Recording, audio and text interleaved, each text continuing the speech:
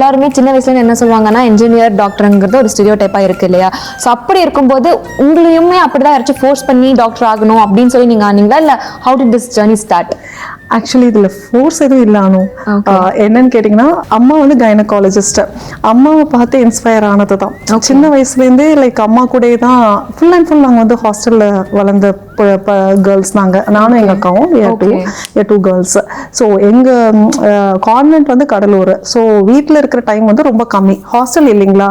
So எப்பயாவது தானே உங்களுக்கு சம்மர் ஹாலிடேஸ் அந்த மாதிரி கிடைக்கும். ஸோ வீட்டுக்குன்னு போனால் அம்மா பிஸியாகவே இருப்பாங்க ஹாஸ்பிட்டலில். ஸோ அம்மா கூடயே இந்த அம்மா சாரியை பிடிச்சிக்கிட்டே சுற்றுவாங்கல்ல, அந்த கேட்டகரி நான்.